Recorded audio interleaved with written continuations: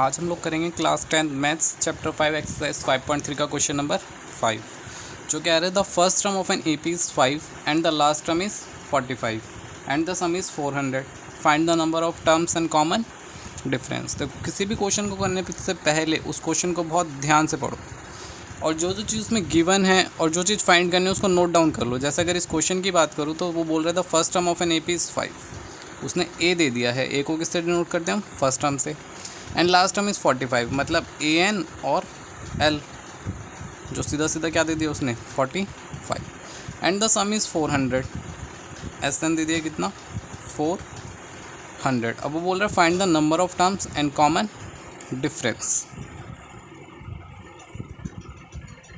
तो जो number of terms है उसको किससे डिनोट करते हैं हम एन से, जो फाइंड करनी है, और साथ साथ क्या फाइंड करना है कॉमन डिफरेंस। अब मैंने ये नोट डाउन करने को इसलिए कहा है क्योंकि जब भी हम चीज़ों को नोट डाउन कर लेते हैं तो जो बची हुई चीज़ें रह जाती हैं जो हमें फाइंड करनी होती हैं उनको फाइंड करने के लिए कुछ फॉर्मूलेज या कोई ट्रिक लगती है, वो हमें फाइंड करने में ईजी रहता है। जैसे अगर हम बात करें इस एक्सरसाइज की तो ये सम से रिलेटेड एक्सरसाइज है और इसमें सम के दो फॉर्मूले हैं।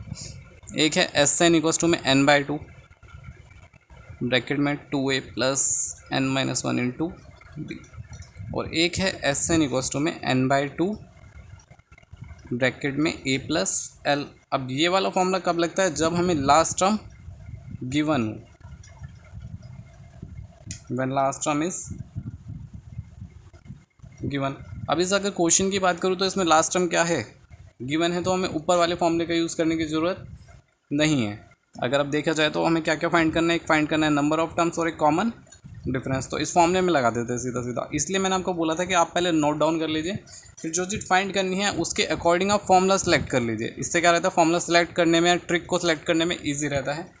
अगर इसके बाद बात करें तो क्या दे रखा है एस एन इक्वल्स टू में n/2 ब्रैकेट में a प्लस एल। अब इस फॉर्मूले का यूज इसलिए कर रहे हैं क्योंकि इसमें लास्ट टर्म क्या है गिवन है। तो देखिए एस एन इक्वल्स टू में n/2 ब्रैकेट में a plus L. S N कितना दे रखा है 400,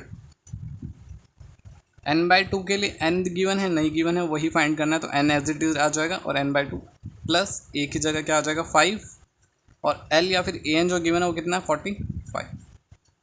यहाँ से मैं पहले क्या निकाल लूँगा n नंबर ऑफ टर्म्स, इसको सॉल्व करके 400 into 2 divided by 45 plus 5 50 equals to में n।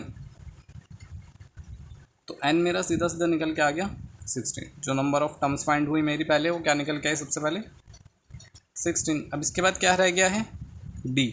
अब d निकालने के लिए भी एक फॉर्मूला है an, अगर उसने गिवन दे रखा है 45 तो an का क्या फॉर्मूला होता है लास्ट टर्म का a plus n-1 into D.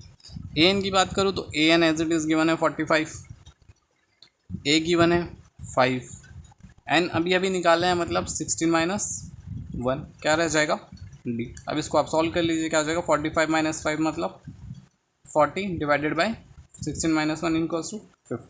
तो डायरेक्ट आंसर आ गया 5 8 जो 14, डी की वैल्यू आ गई 8/3। अब मैंने इसलिए बोला था कि आप पहले सेलेक्ट कर लेंगे, ईजी रहेगा फॉर्मूला सेलेक्ट अगर आप कर लेंगे। वो इसलिए बोला था क्योंकि आप इस फॉर्मूले से भी यूज़ करके और इस फॉर्मूले का भी यूज़ करके क्या कर सकते थे आंसर निकाल सकते थे, लेकिन ये बहुत लेंथी पड़ जाता। इस वजह से हमने क्या किया, जो पहले मेरे को फाइंड करने में आसान लग रहा है उसी फॉर्मूले से मैंने क्या कर लिया, उसी का यूज़ करके आपके लिए आंसर फाइंड कर दिया।